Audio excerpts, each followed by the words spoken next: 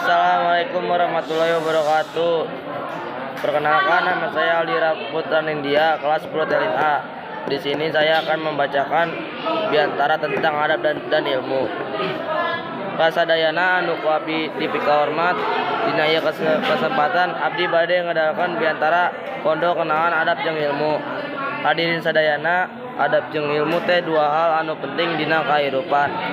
Ilmu ngajarkeun urang kumaha carana nyarepkeun hidup, sedangkan adab ngajarkeun urang kumaha carana silih hormat jeung batur.